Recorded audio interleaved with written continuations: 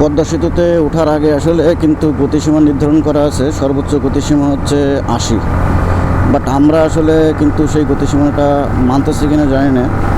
আমি ধরেন এই বাইকটা 77-78 চালাচ্ছি, দেখেন আমার ডাইন সাইড দিয়ে একটা বাইক ক্রস করতেছে, সেটা মিনিমাম আরও বেশি স্পিড আছে, একটা পালসার বাইক।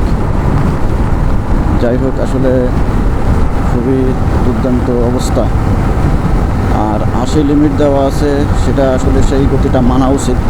কারণ হচ্ছে প্রত্যেকটা টোল প্লাজার সামনে এখন পুলিশ স্ট্যান্ডিং আছে, যেটা দিয়ে আপনার এই ক্যামেরা, রোড ক্যামেরা দিয়ে আসলে গতিসীমা নির্ধারণ করেই কিন্তু মামলা দিচ্ছে।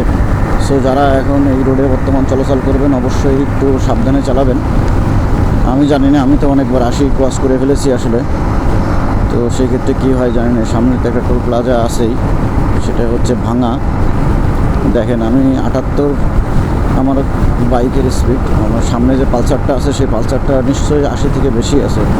সো আসলে এই গতিসীমা কিন্তু আমাদের মানা উচিত, কারণ গতিসীমা মানলে আসলে তাতে ক্ষতি হয় না, বরঞ্চ ভালোই হয়। কারণ দুর্ঘটনা থেকে অন্তত মিনিমাম রক্ষা